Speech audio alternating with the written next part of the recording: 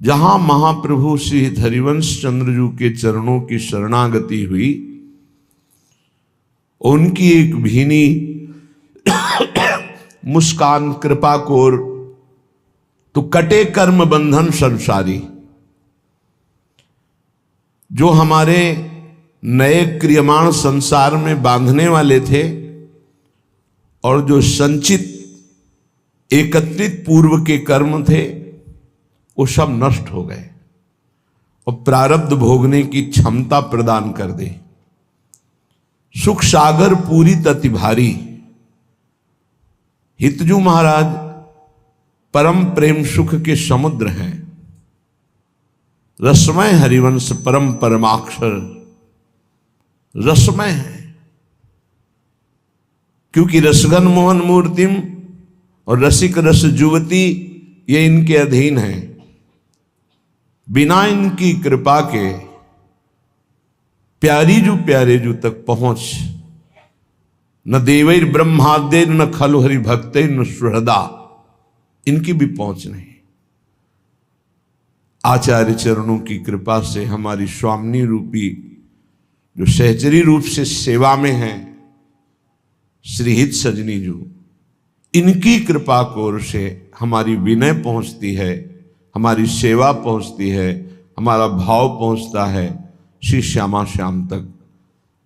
नहीं यन नारदाजे सुकैरगम्यम वृंदावने वंजुल मंजु कुंजे, जहां इन बड़े बड़े ईश्वर कोटि के महापुरुषों का भी भाव प्रवेश नहीं, वहां अपने जैसे अधमों का कहां प्रवेश हो सकता है।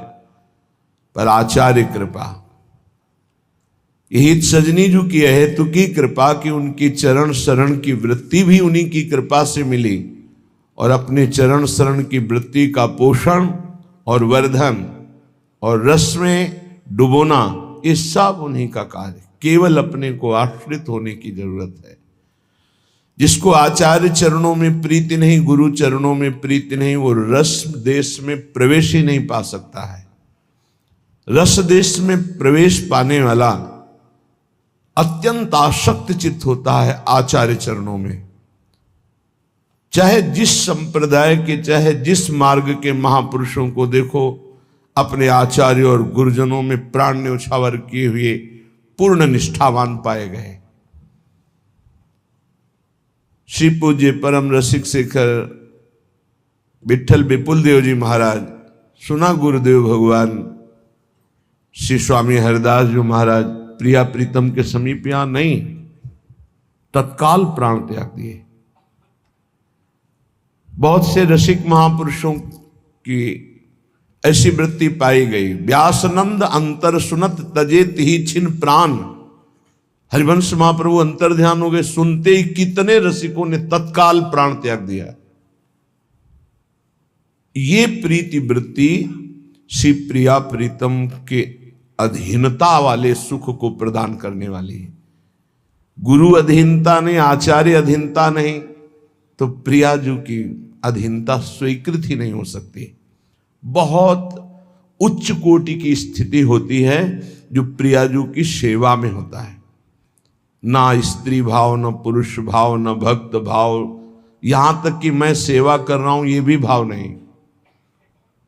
सेवा सुख में निमग्न होकर के सेवा सुख का विस्मरण हो जाए, ऐसी नहीं, ऐसी सेवा सुख का भोग भी नहीं। बहुत उच्च कोटि की अवस्था, प्रेम की चरम अवस्था वृंदावन में, वृंदावन के प्रेम की चरम अवस्था नवनिवृत्त निकुंज में। ये नवनिवृत्त निकुंज का प्रेम केवल आचार्य चरणों से मिलता है।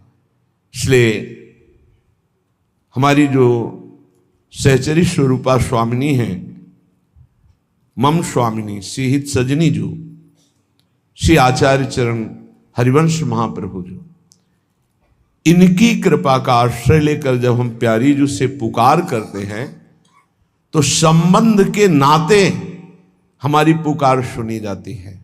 ये बात हृदय में बैठा लीजिए। प्रभु संबंध का निर्वाह करना जानते हैं। जो आचार्य चरणों का संबंध है, इसी संबंध से हमें श्री जी की प्राप्ति होती है। आचार्य चरणों की ठसक जिसके हृदय में आ गई, वो इस रस को प्राप्त निश्चित कर लेता है, और जिसको रस प्राप्त है उसमें बड़ी ऊंची ठसक आचार्य चरणों की देखी गई। मन क्रम वचन त्रिशुद्ध सकल मत, हम श्री हित हरिवंश उपासी। सेवक जी महाराज आचार्य अपने आचार्य चरणों में नित्य निरंतर हमारी सहज वृत्ति प्रीति की समर्पित होती रहे तो प्रिया प्रीतम साथ खेलेंगे। ये आपको सच्ची बात कह रहे हैं। कलिकाल का ऐसा प्रभाव है कि आचार्य और गुरु चरणों में वह प्रीति जो होनी चाहिए वो ना होने के कारण आराध्य देव का दर्शन, आराध्य देव की लीला में प्रवेश, ये बड़ा दुर्लभ विषय हो गया है। जहां कहीं भी दिव्यता पाई गई है वो गुरु अधीनता, आचार्य अधीनता में पाई गई। बड़े दिव्य दिव्य महान पुरुषों के पावन चरित्रों का गायन श्री नाभाजी महाराज कर रहे हैं। गुरु चरण आसक्त, गुरु कृपा पात्र तो दिव्य दिव्य महापुरुष आते हैं और अपने चरित्र बताते हैं और फिर नाभाजी उसको लिखते हैं। जहां भी दिव्यता देखी गई वो गुरु प्रसाद से देखी गई। साधना में इतनी सामर्थ्य नहीं है, यह गुण साधनते नहीं हुई। जो आचार्य चरणों की ठसक में रहता है उसे इष्ट चरणारविंद स्वाभाविक प्राप्त हो जाते हैं। इसलिए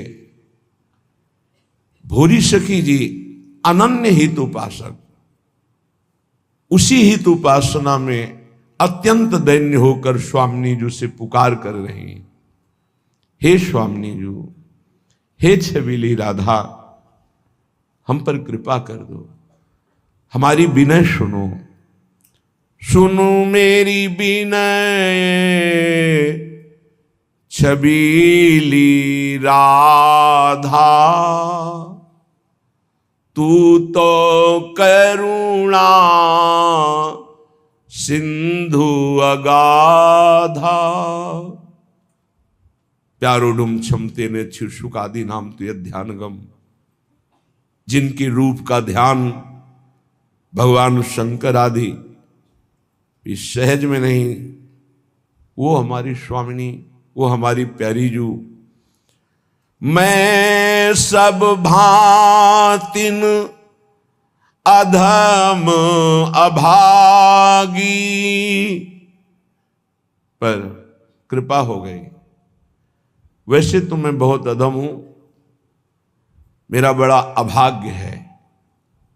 अभागी किसे कहते हैं? यहां लोक में कहा जाता है जो गरीब आदमी है, दर दर की ठोकरें खा रहा है, लोग कहते बड़ा अभागी है। ये हमारे अध्यात्म में अभागी किसे कहते हैं? जो पूरा जीवन निकल गया और भगवत प्राप्ति का उपाय नहीं किया, हरि प्राप्ति का भजन नहीं किया, साधन नहीं किया और विषयों में रमण करते हुए जीवन बीते, वो अभागी। सुनो उमाते लोग अभागी। कौन? बोले जो हरि तज होए विषय अनुरागी, जो भगवान के भजन को छोड़कर भोगों के चिंतन में, भोगों के भोगने में लगे, वो अभागी। बुरी सखी कह रहे यद्यपि मैं सब भांति अधम और अभागी, पर कृपा हो गई। रास्ते में ठोकर खा रहा था, पड़ा हुआ एक जंग लगा लोहा, पारसमणि की कृपा हो गई, स्पर्श हो गया तो सोना बन गया, वो कीमती हो गया, वो आभूषण देव शरीरों पर धारण करने योग्य बन गया वो। ऐसे ही यद्यपि मैं सब भांति से अधम हूं, अभागी हूं, पर आपकी कृपा हो गई। हे हित सजनी जू, आपकी कृपा हो गई तो प्यारी जू के चरणों में शरणागति हो गई। सच्ची मानिए, सच्ची मानिए, ये बहुत बड़ी हमारी विजय हो गई। ऐसा उदार दानी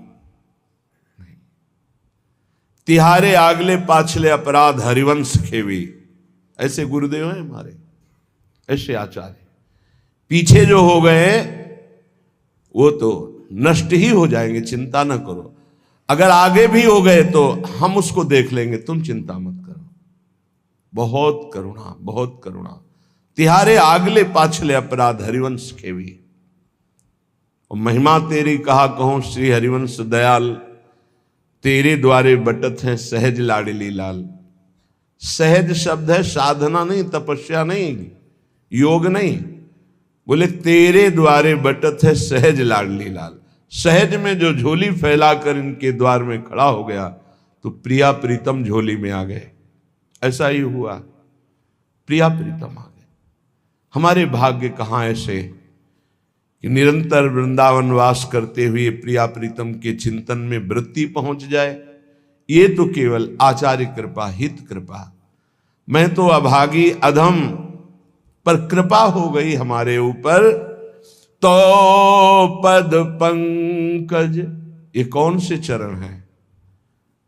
बोले श्यामा जू के चरणन की बलिहारी, जे है बसत किशोर लाल के प्राणन मध्य सदारी। लाल जी तक पहुंच तो बड़े बड़े योगी तपस्वी मुनियों की भी तपस्या और योग के बल से नहीं हुई, कृपा बल से हुई।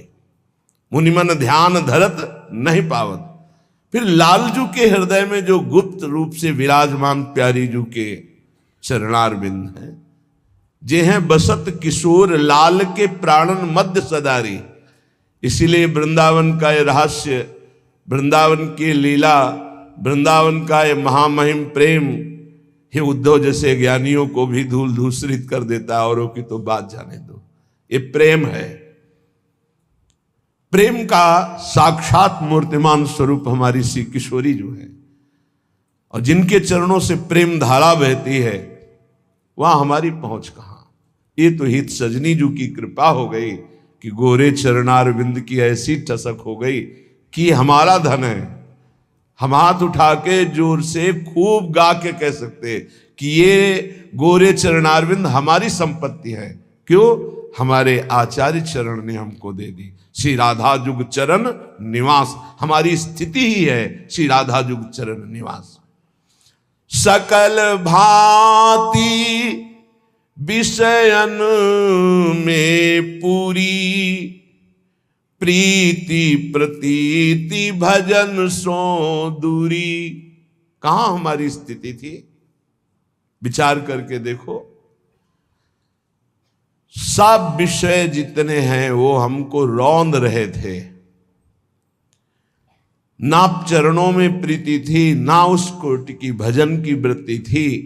ये तो सिर्फ आचार्य कृपा से। अब हे लाडली, आपकी शरण में आ गए। अब मेरी आयु, मेरी प्रत्येक श्वास केवल आपके स्मरण में व्यतीत हो।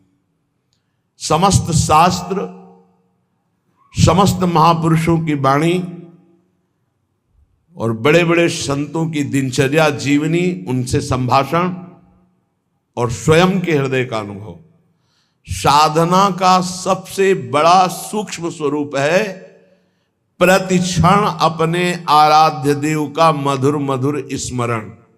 ये सबसे बड़ा साधन है और इसी से भगवत प्राप्ति होती है। केवल इसी से भगवत प्राप्ति होती है।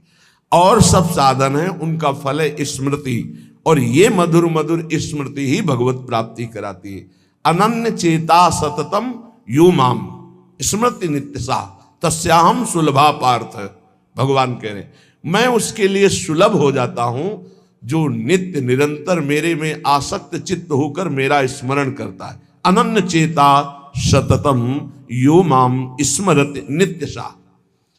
इससे बड़ा कोई साधन नहीं है, और ये सबसे कठिन है। चाहे निराकार उपासक हो, चाहे साकार उपासक हो, बिना स्मृति के वो अपने लक्ष्य की प्राप्ति नहीं कर सकता। ये हम बहुत से सब शास्त्रों का स्वाध्याय, संतों का समागम, ये योग की सबसे बड़ी वृत्ति है चित्त वृत्ति का निरोध करके परमात्मा स्वरूप में स्थित कर देना, जिसका स्वरूप भगवान श्री कृष्णचंद्र जी कह रहे हैं, तेषाम सतत युक्ता नाम भजताम प्रीति पूर्वकम ददामि बुद्धि योगम तम येन माम उपयांति ते। जो सतत मेरा भजन करते हैं, मैं उन्हें बुद्धि योग प्रदान कर देता हूं। चित्त वृत्ति का संसार की तरफ ना जाकर परमात्मा में निरंतर स्थित रहना, आराध्य देव में स्थित रहना, यही सबसे बड़ा योग, यही सबसे बड़ी भक्ति, निरंतर स्मरण, और यही सबसे बड़ा ज्ञान कि सब कुछ विस्मरण, अपने स्वरूप में स्थित। भक्ति योग, अष्टांग योग, ज्ञान योग, कर्म योग, किन्हीं न किन्हीं मार्ग में तो होगा ही कोई, लेकिन सबका सार है संसार का विस्मरण और परमात्मा का स्मरण। ये सब संप्रदाय, सब साधन, सबका सार, अगर ये नहीं तो कुछ नहीं मिला आपको। सब साधन कर यह फल सुंदर, प्रभु पद पंकज प्रीति निरंतर। समस्त साधनाओं का ये परम सुंदर फल है कि अपने प्रभु के नाम में, रूप में, लीला में निरंतर स्थिति बनी रहे, अंतर रहित स्थिति बनी रहे।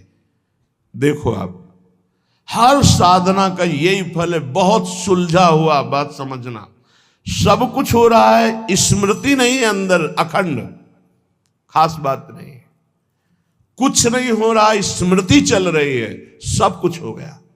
ये बात अच्छे से समझ लीजिएगा।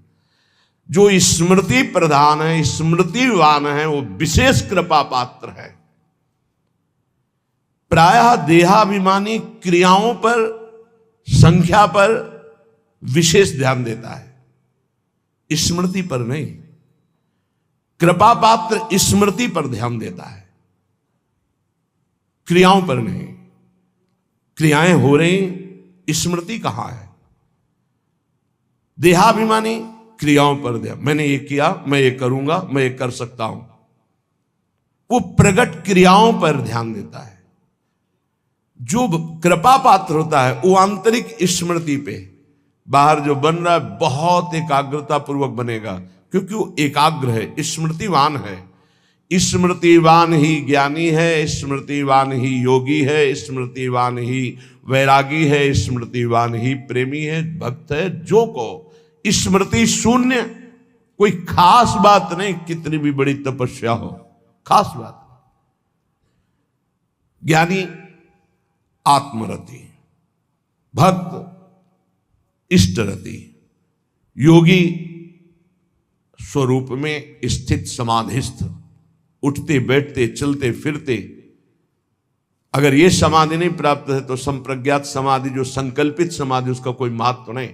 8 घंटे समाधि, फिर बहिर्मुख बहिर्दशा में उठते बैठते चलते फिरते असंप्रज्ञात विचक्षणा समाधि, संकल्प रहित निरंतर परमात्म स्वरूप में स्थित, ये स्मृतिवान। हर उपासक स्मृति पर जोर दे।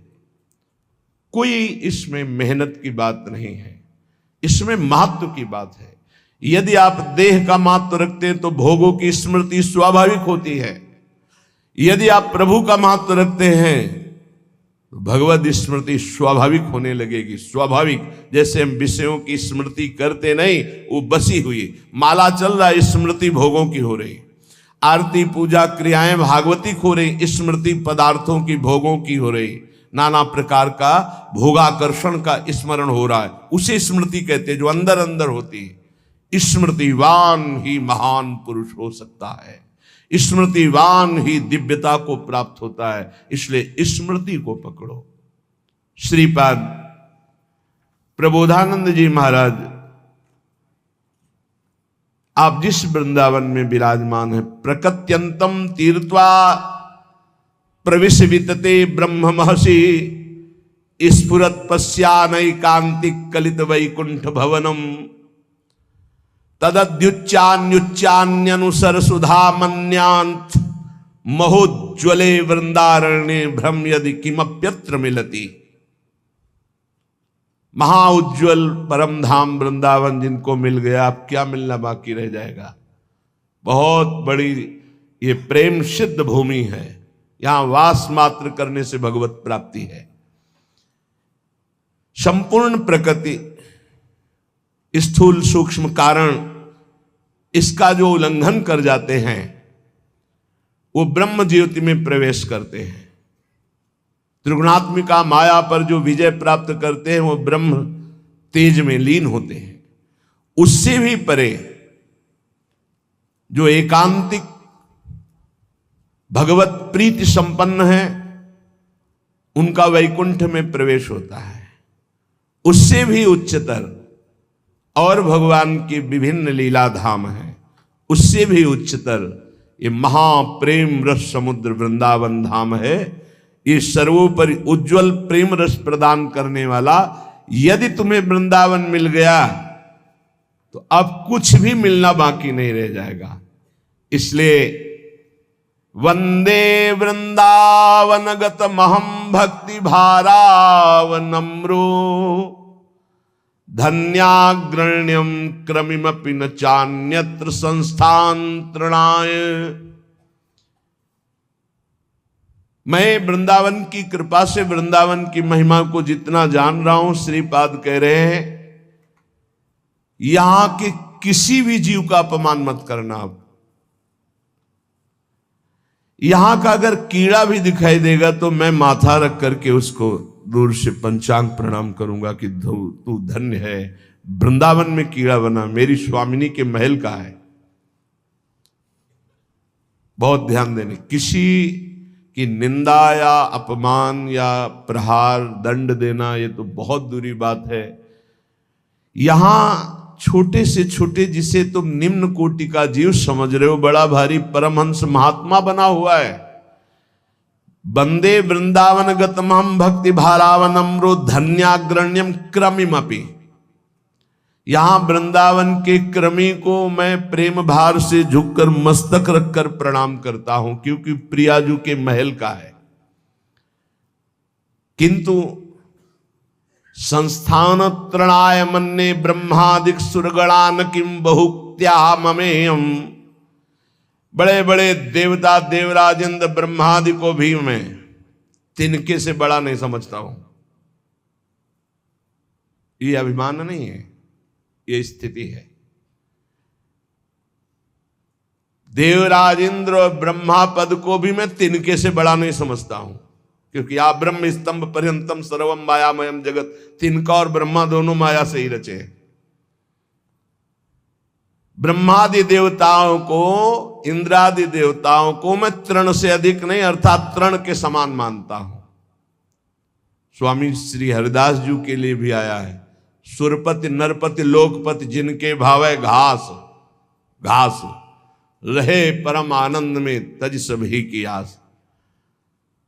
पर वृंदावन के मैं कीड़े को भी मस्तक रखकर जमीन पे प्रणाम करता हूं। बाहर के भी देवराज इंद्र या ब्रह्मा पद को मैं तिनके के समान समझता हूं। ऐसा आया है रसिकों के लिए कि 7 गांठ कौपीन में इंद्र बापुरो कौन। बेचारा इंद्र, उनके सामने क्या, किनके सामने? बोले जिनकी लंगोटी भी 7 जगह से सिली हुई या गांठ लगी हुई है, सही लंगोटी भी नहीं है, पर प्रिया प्रीतम के अनुराग में तो बोले इंद्र बापुरो कौन। बेचारा इंद्र क्या है उनके सामने। ये पक्की बात है। जो अपने आराध्य देव की प्रीति को प्राप्त हो गया है उसके सामने कुछ नहीं है, कोई पद नहीं। जब भक्ति का रंग चढ़ता है तो न पारमेष्ठम न महेंद्र धिष्णम कह देना बहुत सरल बात है। श्लोक याद करके बोलना या उसका अर्थ बता देना बहुत सरल बात है। और हम कह रहे हैं न पारमेष्ठम न महेंद्र धिष्णम न सार्वभौमम न रसाधिपत्यम न योग सिद्धिर अपनर्भवम वा। नहीं चाहिए। और एक छोटा सा विषय, एक छोटी सी भोग सामग्री विचलित करके नीचे गिरा देती है, तो वो केवल दम्भ हुआ बोलना। स्थिति इन महापुरुषों की जो बोल रहे हैं कि ब्रह्म पद या देवराज इंद्र का पद भी तिनके के समान हमारे लिए है। महत्व है तो वृंदावन का उस कीड़े का भी जो इस रज में रेंगता है। क्रमी प्रौढ़िर गाढ़ा न खलु पर तो भाति कृष्णोपि पूर्णा। मेरी बात को चतुरता पूर्वक मत समझना कि मैं वाक चातुरी से बोल रहा हूं। पक्की बात समझना कि यदि वृंदावन के बाहर श्री कृष्ण भी खड़े हो तो मैं उनको देखने के लिए आंख नहीं उठाऊंगा। जैसा श्रीपाद कह रहे हैं ऐसे श्री भट्ट देवाचार्य जी भी कह रहे हैं। विपिन राज सीमा के बाहर हरिहु को न निहार रे मन वृंदा विपिन। अब आप सोचेंगे कि ऐसा क्यों कह रहे हैं, क्योंकि हमारे वृंदावन बिहारी जो एक कदम भी वृंदावन से बाहर नहीं जा सकते। हमारी प्रियाजू, हमारे लालजू, यही सबके मूल हैं, यहीं से अवतार होते हैं। जो ब्रज में भी अवतार होते हैं, निकुंज से ही ठाकुर जो प्रभु के अंश से ऐश्वर्य में भगवत स्वरूप है, उनसे तो ऐश्वर्यमयी लीलाएं, महामाधुर्य रसमयी लीलाओं के लिए हमारे निकुंज के ठाकुर संबोधन करते हैं हरिवंश महाप्रभु। आनंद आज नंद के द्वार। कौन प्रगटा है?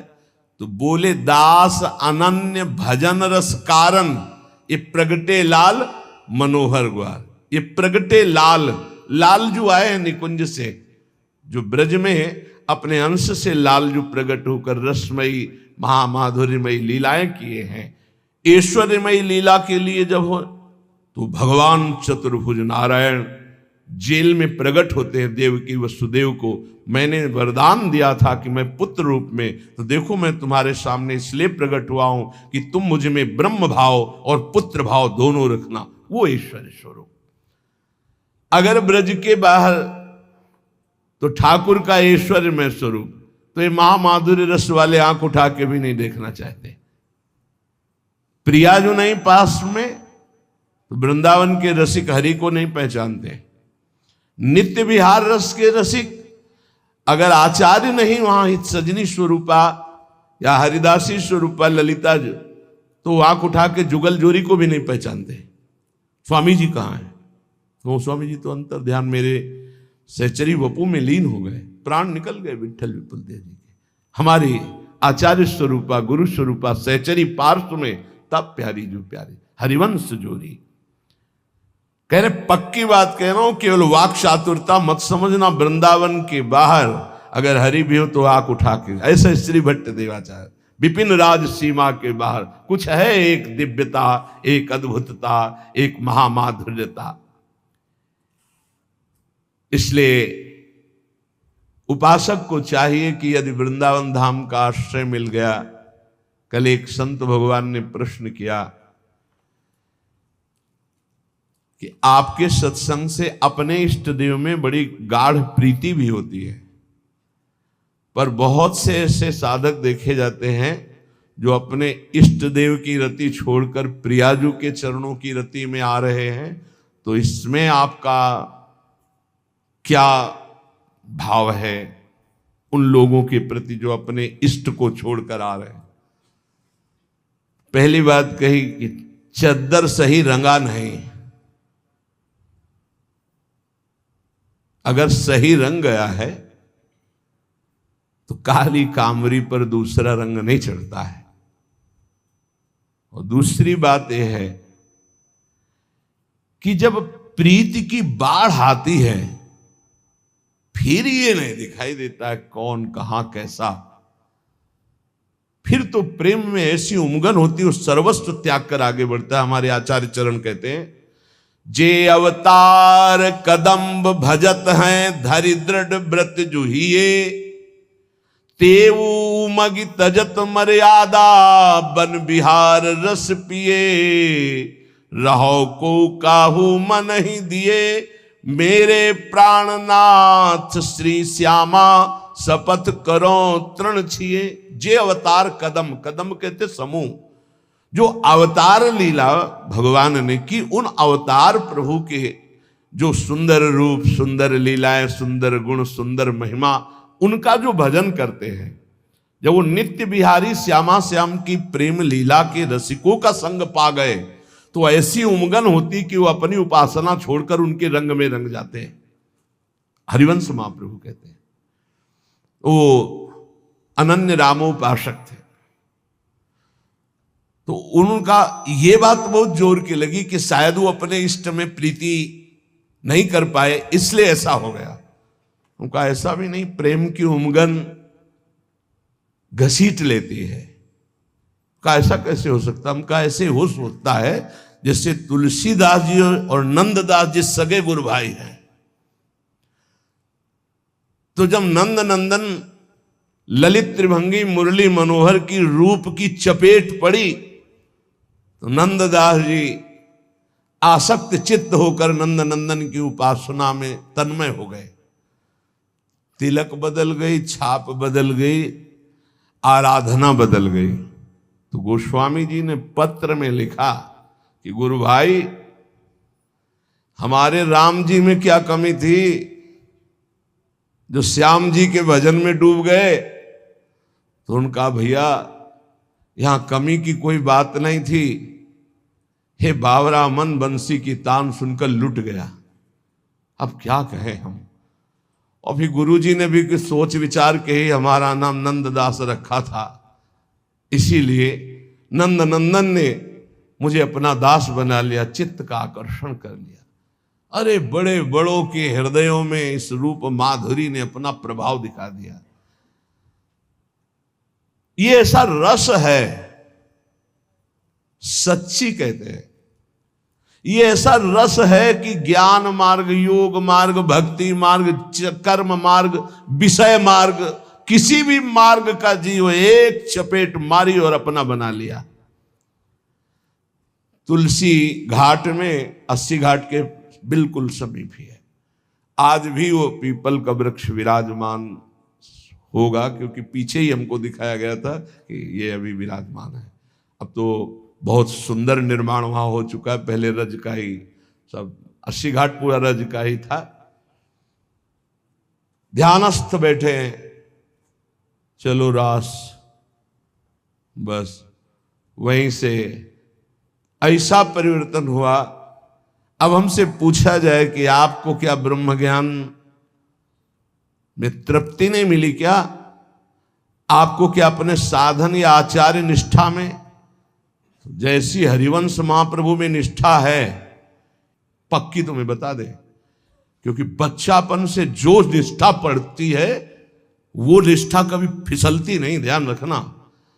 आद्य गुरु भगवान शंकराचार्य में जो निष्ठा जैसी थी वैसी ही आचार्य चरणों में निष्ठा है, जैसी आचार्य चरणों में निष्ठा वैसी आचार्य चरणों में थी। क्योंकि आचार्य चाहे 100 रूप धारण कर ले, लेकिन तत्व तो वही होता है। जब जब होए धर्म के हानि, तब तब तनु धरि प्रगटत आनि, जानि और दूजो नहीं। तृप्ति, न भूख की चिंता, न प्यास की चिंता, न वर्षा की, न गर्मी की, किसी भी, न सर्दी की, कोई व्यवस्था नहीं। घाटों में तो बिना आनंद के घाटों में रहते थे क्या?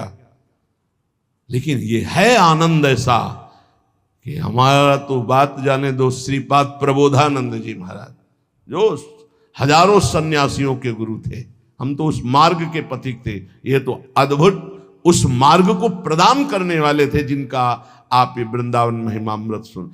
कितने ऐसे परमहंसों के चित्तों को बलात् अपने रास विलास में आकर्षित करके रस समुद्र में डुबो दिया, आज तक नहीं उछरे, आज तक नहीं उछरे। ये रस अगर श्री जी की कृपा से आपको वृंदावन का आश्रय, वृंदावन का वास, वृंदावन की उपासना, राधा नाम में प्रीति, आप ये समझ लीजिए कि चरम अवस्था में पहुंच रहे हैं। चरम अवस्था की उपासना आपको अहेतुकी कृपालु श्री लाडली लाल ने दे दिया। अब ये कि आपको जैसे दिखाई नहीं दे रहा है चरम अवस्था, तो आपको समझ में नहीं आएगा। जैसे दूर की वस्तु कोई जहाज में बैठे हुए दूर से देख लेता दूरबीन से, ऐसे ही कृपा में बैठा हुआ उपासक कृपा प्राप्त नेत्रों से देख लेता है बड़ी दूर की वस्तु कि कितनी ऊंची वस्तु हमको दी गई है।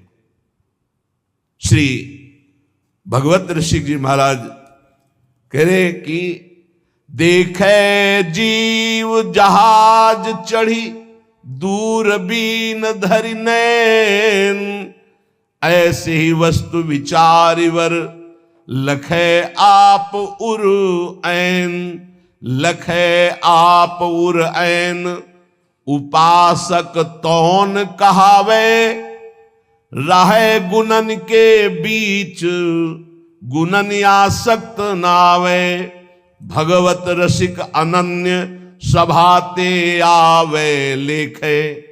प्रकृति पुरुषते परम, प्रकृति पुरुषते परे परम, उज्ज्वल रस देखे।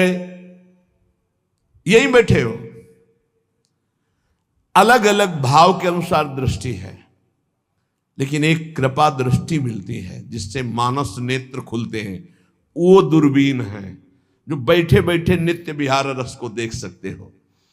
उपासक ऐसे ही वस्तु विचार वर लखे आप उरैन, उरैन हृदय के नेत्रों से बैठे बैठे लाखों हजारों के बीच में भी, राय गुणन के बीच, सतोगुण रजोगुण तमोगुण माया के बीच में रहता हुआ गुणन आसक्त ना आवे। त्रिगुणातीत अवस्था को प्राप्त वो महापुरुष अपने हृदय के नेत्रों से महामाधुर्य रस का अवलोकन करता है। कोई भी द्वंद्व उसका स्पर्श नहीं कर सकता। प्रकृति और पुरुष दोनों से परे, यद्यपि प्रायः दो का ही वर्णन होता है, प्रकृति और पुरुष, लेकिन यहां कह रहे ये प्रकृति और पुरुष दोनों से परे परम उज्जवल महामाधुर्य रस को वो रसिक अनन्य अपने हृदय की दूरबीन से हर समय देखता रहता है। प्रकृति और पुरुष दोनों से परे, तभी कहते विपिन राज सीमा के बाहर हरिहु को। ये एक अद्भुत रस है वृंदावन का। ये आश्रय ले लो, चाहे लाखों कोस दूर हो, तो यही रस आपके हृदय में प्रकाशित होगा। जैसे पूज्य बाबा श्री राधा बाबा, भाई जी श्री हनुमान प्रसाद पोद्दार जी और शास्त्रों अनुगामी जन प्रिया प्रीतम के प्रेम रस में निमग्न हुए गोरखपुर गीता वाटिका पर। रजरानी वृंदावन की आश्रय वृंदावन का आसक्ति प्रिया प्रीतम के चरणारविंद की वृंदावन से ही प्राप्त हुई। इसलिए अपने को जो मिला बहुत जोर की बात मिल गई। राधा नाम प्रिया प्रीतम के चरणों का आश्रय, श्री स्वामिनी जी के कृपा प्रसाद से कुछ दुर्लभ नहीं रहेगा, सब कुछ प्राप्त हो जाएगा। धैर्य पूर्वक अपने मार्ग को पकड़ के चलते रहो। हमें सत्संग सब सुनना है, पर यह नहीं भूलना कि हम किस मार्ग के पथिक हैं। महापुरुषन ने सब रस गायो देखनो, यह है कि उनको हियो कहां ठहरानो ताको गहनो। सत्संग में सब धर्म की बात होगी, लेकिन आपको अपने अनन्य धर्म की बात पकड़नी और अपने मार्ग में चलना है। जब कोई उपासक भगवत मार्ग में प्रवीणता पूर्वक चलना चाहे तो बोले त्यक्त संगो, बहुत ध्यान से सुनना। जित क्रोधो लघ्वाहारो जितेंद्रिय, पिधाय बुद्ध्या द्वाराणि मनो ध्याने निवेशयेत्। महान अवधूत श्री दत्तात्रेय जी महाराज, यदि तुम भगवत मार्ग में चलना चाहते हो, भगवत प्राप्ति करना चाहते हो, तो कह रहे त्यक्त संगो, किसी का भी संग स्वीकार ना करें। ये बहुत खास बात साधना में है। अपना जीवन में प्रभु और गुरुदेव के सिवा कोई संगी नहीं होना चाहिए। ये देखो, अगर महापुरुषों के वचनों को स्वीकार न किया जाएगा तो फंसने में देर नहीं लगती, मिनट नहीं लगती फंसने में। मिनट कहने में देर लगती, फंसने में देर नहीं लगती। इस भोगों का राग, संपत्ति का राग, पद का राग, ये सब संग के अंतर्गत आता है। संग का मतलब किसी व्यक्ति से ही नहीं है, व्यक्ति वस्तु स्थान सब से है। ज्ञान का वर्णन कर लेना और स्थिति में रहना बहुत कठिन बात है, बहुत कठिन बात है, बहुत कठिन बात। पूज्यपाद सिवड़िया बाबा जी महाराज जब गंगा किनारे भ्रमण करते थे तो कानपुर के आगे एक स्थान पर योग वाशिष्ठ का प्रवचन एक कर रहे थे। ऐसा आत्मज्ञान का वर्णन कर रहे थे, बाबा को पूरा लगा कि ये बोधवान पुरुष है। 3 दिन तक प्रवचन नीचे बैठ के सुना, फिर पीछे गए। और एकांत में उनसे मिले और कहा मैं केवल एक शब्द पूछना चाहता हूं, आपको आत्मबोध है? तो उनका आप हमारे आश्रम गुरु हैं, सन्यासी गृहस्थ का आश्रम गुरु होता है, आपसे मिथ्या भाषण महापाप होगा, इसलिए प्रभु मैं वाक्पटु हूं, विद्वान हूं, शास्त्रों का सम्यक ज्ञान है, लेकिन तत्वबोध नहीं है। उनका बस मुझे इतना ही बाबा ने अपने अनुभूति में, शास्त्र का ज्ञान होना एक अलग विषय है और तत्व बोध होना एक अलग विषय है।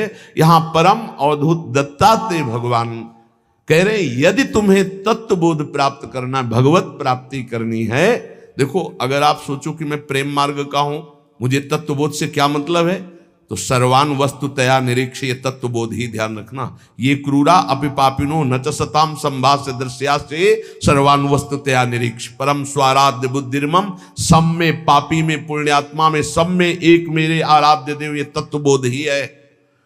बोले त्यक्त संगो, त्यक्त संगो, त्यक्त संगो का मतलब केवल बाहरी व्यक्ति नहीं है, वस्तु है, स्थान है, पद है, प्रतिष्ठा है, संपत्ति है, ये बाहरी है। केवल इतना ही नहीं, अंदर की वृत्ति है, अंदर की मान्यता है, अंदर का अहम है, अंदर के विचार हैं, उनसे भी असंग रहना है।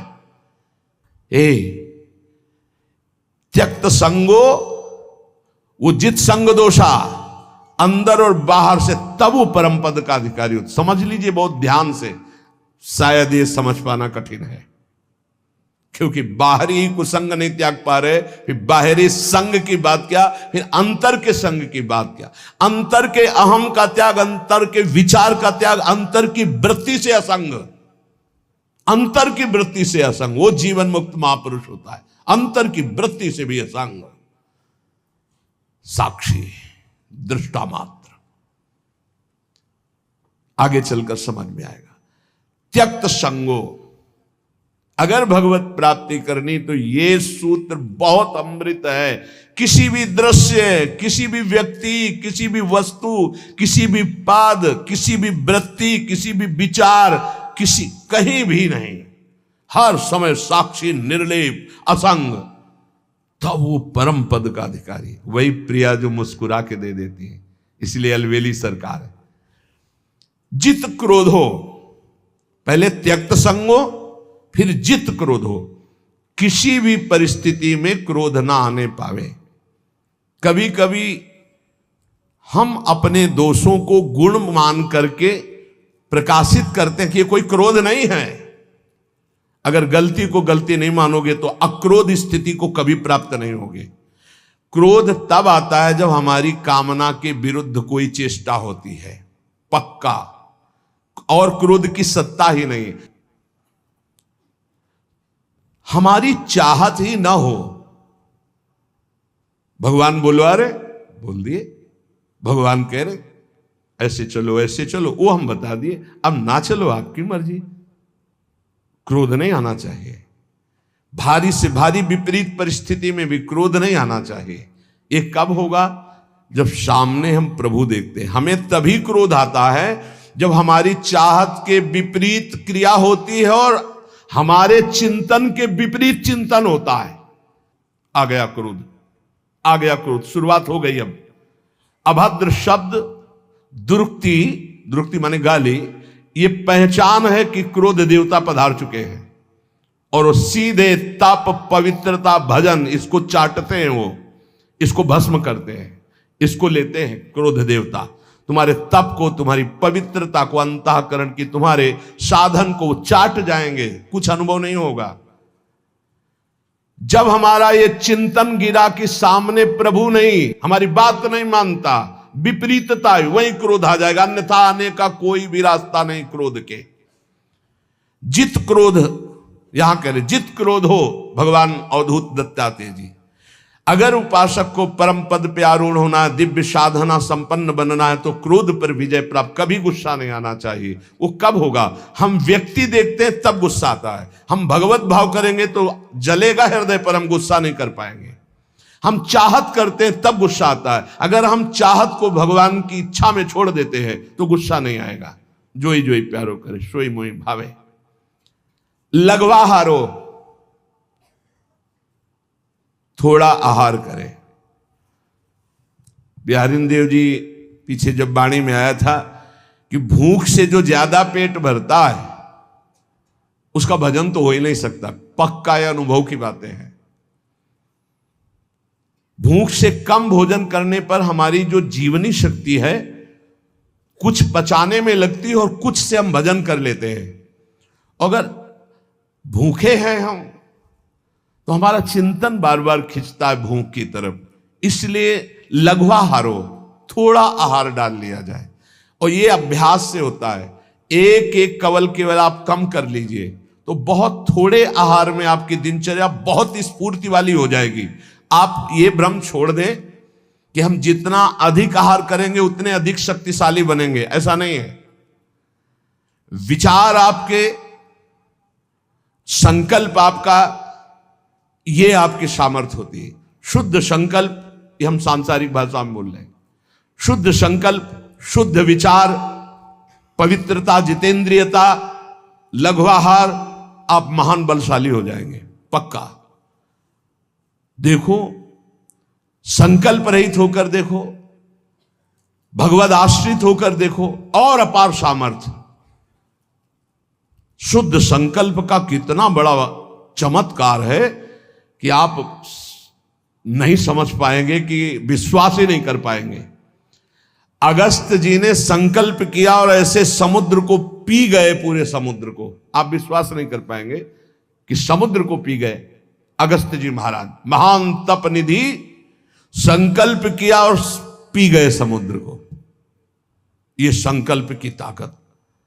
भोजन से इस पांच भौतिक शरीर का पोषण होता है और धीरे धीरे हम शरीर से अपने को अलग करने के लिए साधना कर रहे हैं। तो लघवा हारो, थोड़ा आहार चाहिए। हमारा दिमाग क्या सिखाता है? बर्बाद काहे को करोगे। अब कितना रह गया? 2 लड्डू रह गए हैं, 1 कटोरी खीर है। वैसे तो नहीं है पर बर्बाद नहीं होना चाहिए। अन्न है, ये बर्बाद, श्वास बर्बाद हो जानी चाहिए। अरे दूसरा कोई खा लेगा, कोई और जीव पा लेगा। आप थोड़ा भजन के लिए जगह बनाए रखो। अगर आपने परुषा लिया है तो किसी और जीव को पवा देना। सब अपने गुरु भाई ही हैं, हम एक ही प्रभु के बच्चा हैं। पोशाकें अलग अलग हैं। अरे किसी के स्वान की पोशाक है, किसी के सूकर की पोशाक है, किसी की कृमि की, लेकिन हम हैं सब एक ही भाई। परमात्मा अंश हैं, हम सब एक ही हैं। अंश वही है, पोशाकें अलग अलग हैं, वो पालेंगे। हम भजन के लिए उतने ही पुरुष हुए, उतने ही पावे जिससे भजन। ये आप बैठा लीजिए, खाते खाते मर जाओगे लेकिन खाने की आदत नहीं खत्म होगी। इसको संयम में लाओ।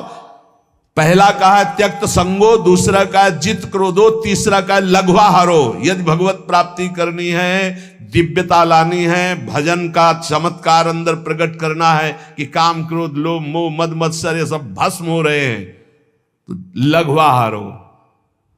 आहार पाने के बाद फिर ऐसे तुरंत बैठ सकते हो, ऐसा आहार पाइए कि अगर आपको तुरंत बैठना पड़े तो आपको वजन न लगे कि पेट में वजन है।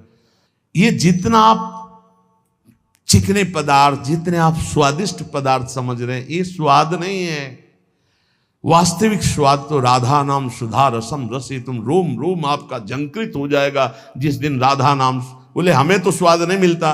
तो जिसका पित्त बढ़ जाता, मिश्री कड़वी लगती है। अगर अनुपान से दवा रूप में वही लिया जाए तो जब पित्त नष्ट होगा तो मिश्री मीठी लगने लगे। तो राधा नाम सुधा अमृत है, ये अमृत रस है। आचार्यों ने, महापुरुषों ने, स्वयं हरि ने इसका पान किया है, वही आपको मिल रहा है। आपकी जबान खराब हो चुकी भोगों में, थोड़ा भोजन कीजिए, बड़ा पावर मिलता है। आप उपवास के दिन देखना भजन में बहुत मन लगेगा थोड़ा पाने पर। तो वैसे ही आप रोज उपवास कर सकते हो। 1 रोटी पाओ, 2 रोटी पाओ, थोड़ी दाल ले ली, थोड़ी सब्जी ले ली, जितने से ऐसे थोड़ा लगा बस। इतना दिमाग विचित्र है कि हर बार फंसाता है यही कि बर्बाद नहीं होना चाहिए, ये जाना चाहिए, अंदर जाना चाहिए। बस जहां यहां से गया तो बस फिर उसके पचाने में पूरा दिमाग लगा, भजन में तो लगा नहीं। इसलिए प्रार्थना है इस आसक्ति से बचो, भोजन की आसक्ति से। अच्छे पदार्थ जो सृष्टि में कहे जाते हैं उनको थोड़ा लीजिए, और जो रूखे सूखे कहे जाते हैं उनसे पेट भरिए और खूब भजन कीजिए। आगे कह रहे जितेंद्रिय, अपने आप जितेंद्रिय हो जाएंगे। शरीर एक रथ है, बुद्धि इस रथ को चलाने वाला सारथी है, बैठने वाला जीवात्मा है, मन लगाम है, इंद्रियां घोड़े हैं, विचरने की जगह विषय भोग है। ये घोड़े विषय भोग का चारा चरने के लिए जाएंगे। अगर मन रूपी लगाम को बुद्धि रूपी सारथी ने ठीक से खींचा नहीं तो ये खंडक में गिरा देंगे, और गिरे हुए बहुत फंसे हैं। और जीव इतना भोला बन चुका है कि गड्ढे में गिरा है फिर भी वो आनंदित है, वो उसी को सुख समझ रहा है, दुख को ही सुख समझकर। यही तो भगवान की विचित्र माया है। जिसे तुम सुख समझते हो वो सुख की छाया है, समझ पड़ती नहीं ये गिरधर की माया है। भयानक दुख के अंतर में वो डूबा हुआ भयानक परिणामों को प्राप्त होगा, लेकिन उसमें सुख का अनुभव कर रहा है। त्यक्त संगो जित क्रोधो लघ्वाहारो, तो अपने आप जितेंद्रिया हो जाएंगे। देख लेना, घृणा हो जाएगी यार, घृणा। कौन सा ऐसा सुख है जो घृणा के योग्य ना हो? लौकिक बढ़िया से बढ़िया पदार्थ खाओ, तत्काल हम उसे वापस उलटते हैं, देखने लायक नहीं रह जाएगा। चिकनी चमड़ी केवल देखकर फंस रहे हैं, कुछ नहीं, पूरा जीवन बर्बाद हो जाता है। धर्म के लिए तो सेवन करने के लिए ठीक है, बकाया भगवत प्राप्ति के लिए जितेंद्रिया चलो, ठीक से चलो। पिधाय बुद्ध्या द्वाराणि मनो ध्याने निवेशयेत्, शून्ये स्वेवावकाके गुहासुचो वनेसुचो, नित्य युक्ता सदा योगी ध्यानम सम्यक उपक्रमेत। श्री दत्तात्रेय जी महाराज कह रहे हैं, बुद्धि को परमात्म चिंतन से इतनी बलवान बनाओ कि अपनी इंद्रियों के द्वारों से घसीट कर उसे भगवान में स्थित करो। हर इंद्रिय द्वार बंद, अंतर्मुख इंद्रियों को करके परमात्म चिंतन में लग। शून्य स्वेवावकाशेषु, एकांत स्थल में कुछ देर बैठने का अभ्यास करना चाहिए। एकांत सुख मास्यताम, 24 घंटे में 48 मिनट का तो रख ही लो शांत एकांत। अपने कमरे में शयन के समय आधा पौन घंटा अगर आप निकाल पावे, बड़ा आनंद आएगा। 24 घंटे आप सेवा दिनचर्या में लगे, आधा घंटे निकाल लो या 48 मिनट शांत बैठ जाओ। बिल्कुल कोई माला नहीं, कोई क्रिया नहीं, बिल्कुल आप इस बात को देखना करके शांत बैठो। पहले बैठ जाओ। अब देखो आपका मन कहां है, तत्काल देखिए। जो ही शांत बैठे, अब है कहां? जो सामने रूप आ रहा है, चाहे वो वस्तु हो, व्यक्ति हो, स्थान हो, उसमें तुम्हारी ममता है, उससे तुम्हारा संबंध है। वस्तु, व्यक्ति, स्थान, प्रभु आ रहे हैं कि संसार का कोई वस्तु, व्यक्ति, स्थान आ रहा है? यदि कोई संसार का वस्तु, व्यक्ति, स्थान आ रहा है तो तत्काल उसमें भगवत भावना करो, या वहां से हटा के तत्काल अपने गुरुमंत्र में लगाओ। शांत एकदम बैठो। अब उस समय जांच करो कितनी बार किसका रूप आया। प्रभु का कितनी बार आया, संसार, और जिसका जितनी बार आए उससे अधिक नंबर देखिए कि 5 बार तो उस पुरुष का आया, 5 बार उस स्त्री का आया, और एको बार प्रियाजू का नहीं आया। इसका मतलब अभी प्रियाजू में हमारा मन नहीं लगा, अभी यहां स्त्री पुरुष में, वस्तु में, व्यक्ति में, स्थान में लगा। जांच करो और हृदय में पश्चाताप करो। धिक्कार है, इतना समय हो गया, एक बार भी प्रियालाल का रूप नहीं आया। यही सांसारिक रूप आ रहे हैं, ये सांसारिक वस्तुएं आ रही। धिक्कार है हमारे मन को, धिक्कार है हमारे जीवन को। ये हम आपको आंतरिक बात कह रहे हैं। पूज्य भाई जी महाराज, जिस समय मन को धिक्कार दिया जाता है, जलन होती है, जब जलन होती है तो निर्मल होता है, निर्मल होता है, निष्पाप होता है, मल भस्म होता है। जो ताप अंदर मन में होता है प्रायश्चित का, उससे अब बार बार सामने आपको जो गुरु मंत्र मिला है उसको लिखिए, कोई माला नहीं, बहुत आराम से, कोई जल्दीबाजी नहीं, 1 मिनट में एक बार लिखेंगे। यहां कोई संख्या हम नहीं बोल रहे, यहां कोई आपको नहीं कि 108 बार करना है कि 50 बार करना, 5 बार करो केवल, हम कह रहे 5 बार आराम से लिख रहे हैं, शांत बैठे, खूब आराम से, बढ़िया रा, बहुत बढ़िया धा, राधा राधा रात। आप देख लीजिए, अब ये भाग जहां रहा है, पकड़ो कहां भाग के जा रहा है, इस वस्तु से क्या संबंध है, इस व्यक्ति से क्या संबंध है, कितनी बार इसको छुआ है, देखा है, भोगा है, मिले हैं, सूंघा है, कितनी जन्मों में। धिक्कार तुझे मन, जो तू राधा नाम को छोड़कर, प्रियाजू के इस अमृत में नाम को छोड़कर भाग रहा है, फिर उसे लाओ नाम में, फिर लाओ नाम में। आप देखिएगा एक दिन उसी रा और धा के बीच में प्यारी जो और प्यारे जो मुस्कुराते दिखाई देंगे, देख लेना। एक समय 24 घंटे में ऐसा निकालो जिस समय आप अपनी अंतःकरण की वृत्ति को बार बार बाहर जाते हुए घसीट कर अंतर में लगाओ। हर समय साधन में लगे हो, लेकिन एक समय इतना साधन कर, जो गृहस्थी में हम कह रहे 10 मिनट शुरू करो भाई, 10 मिनट से 10 मिनट शांत होकर बैठ जाओ।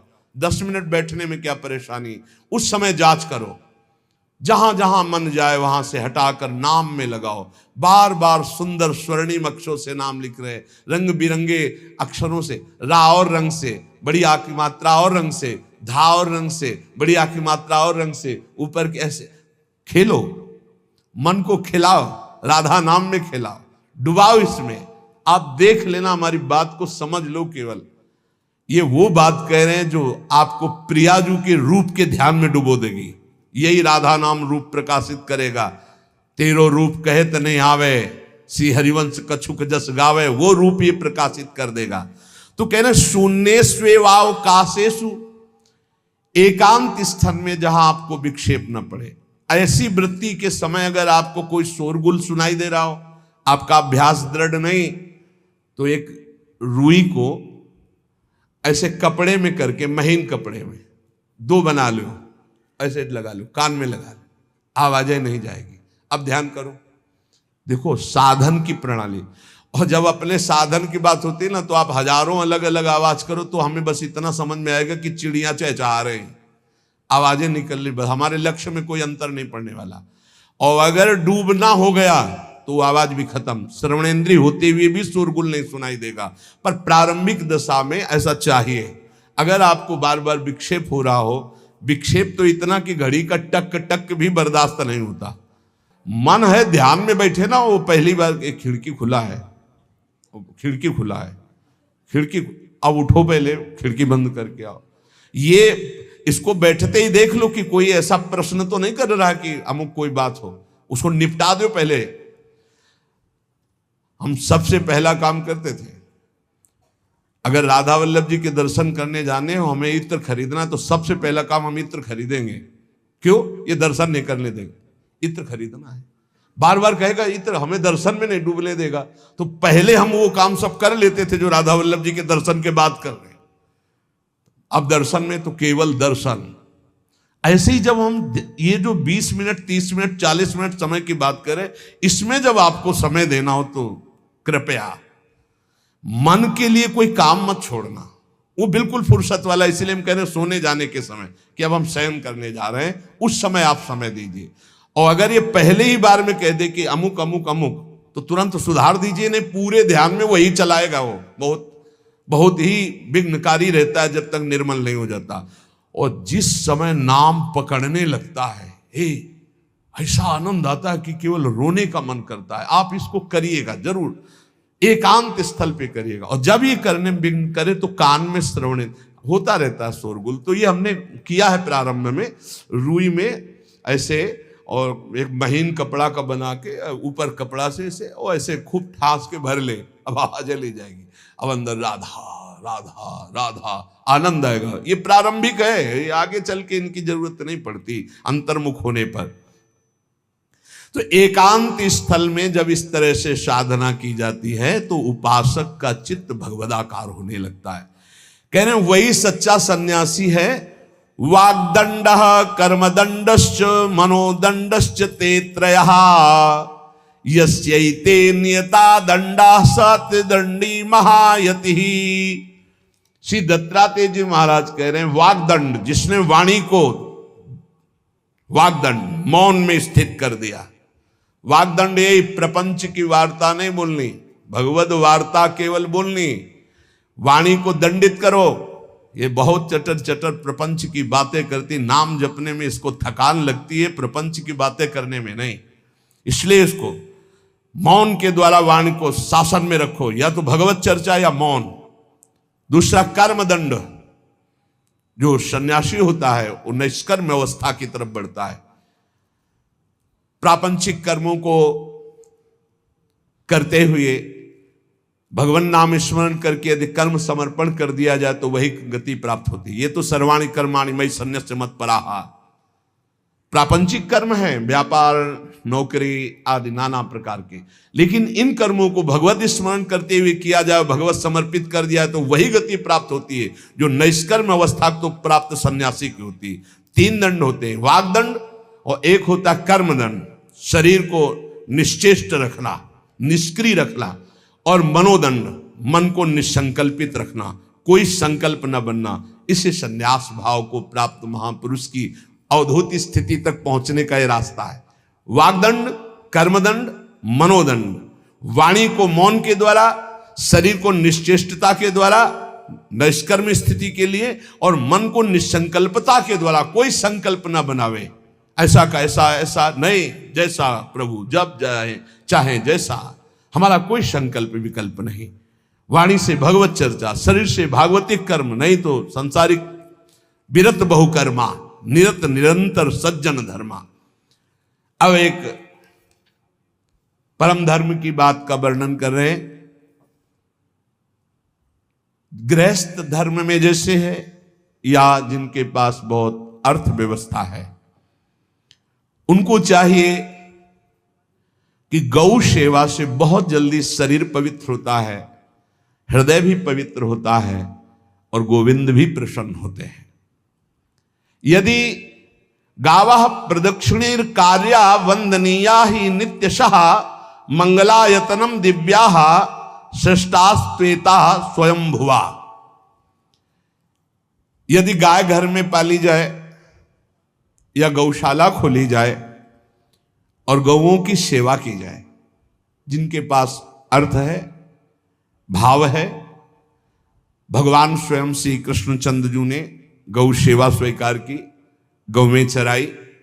गौओं की परिक्रमा करने से, जैसे आप प्रभु के बिहारी जी के मंदिर की 4 परिक्रमा करें तो जो फल आपको मिलेगा, वही गाय की 4 परिक्रमा कर लें तो आपको प्राप्त हो जाएगा। गौ की प्रदक्षिणा से, गावः प्रदक्षिणी कार्या वंदनीया ही नित्यशः, जो रोज गाय को प्रणाम करता है और गाय की प्रदक्षिणा करता है तो भगवत प्रदक्षिणा का उसे फल प्राप्त होता है। जहां गौएं विराजमान होती हैं वो बड़ा पवित्र दिव्य तीर्थ स्थल माना जाता है।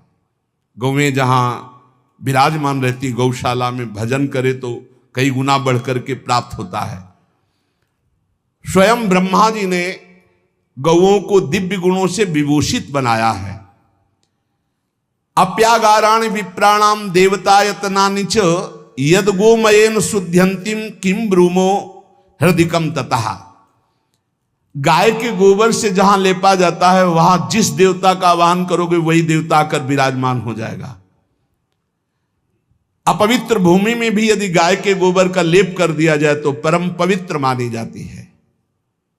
गाय बहुत पवित्र, जहां वो बैठती है, जहां वो मूत्र त्याग करती, गोबर त्याग करती, वो स्थान तीर्थ तुल्य पवित्र माना जाता है। भगवान जब गाय के पीछे पीछे चलते तो गोरज उड़कर उनके मस्तक पर विराजमान होती, उनके मुखार बिंद पर विराजमान होती। बाल गोविंद के अनिष्टों को दूर करने के लिए गाय के पूंछ को उनके ऊपर से झाड़ा देती थी मैया। जब गुरुमंत्र वैदिक सिद्धांत से दिया गया था पहली बार,